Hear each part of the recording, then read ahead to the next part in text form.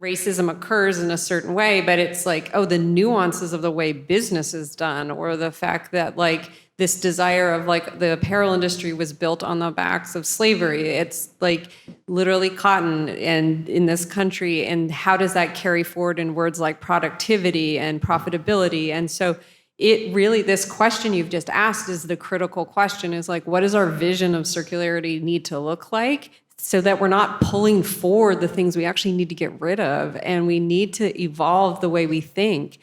I was involved with a project that we've been bringing together a pretty diverse group of people to say, what does circularity start to look like, and what do we have to let go of? And it's like letting go of colonialization, of like, and how to, so then that future of circularity is way different than what we even can imagine.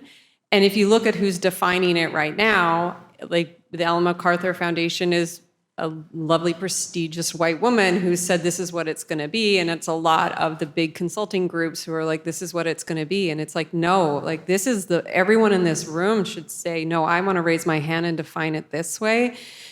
Because it is not inclusive right now, and we're just going to keep doing what we did, and it's going to be destructive. And so we have to ask this question and put it forefront. So this, to me, is the most important question.